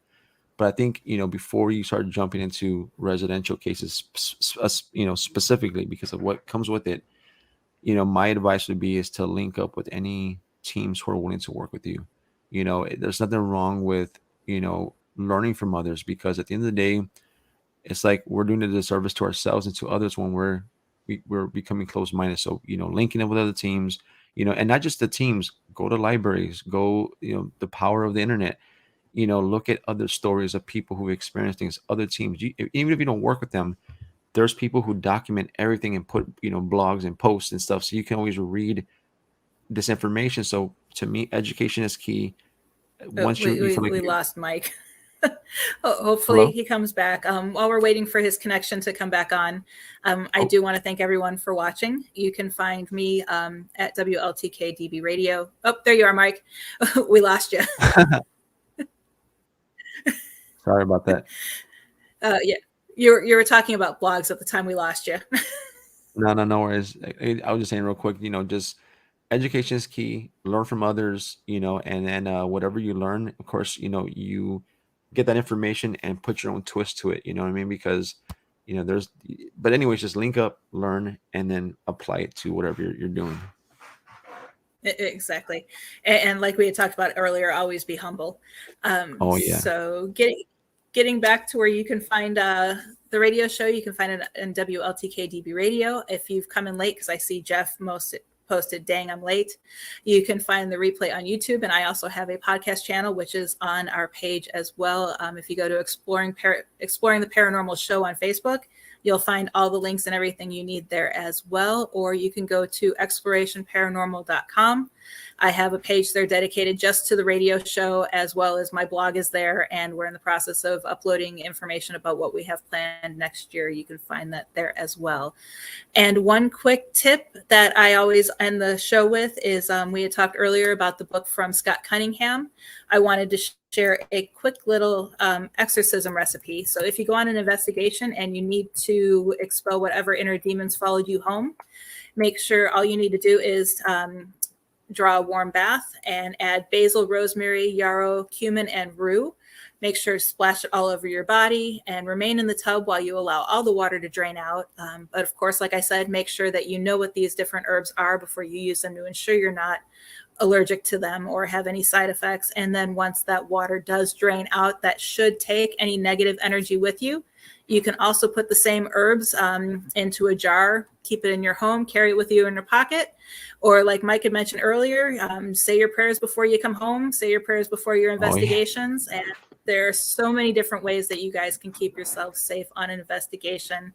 And again, thank you everybody for watching us. I hope you had a great time. Thank you, Mike, for joining. I look forward to having you on the show again in the future.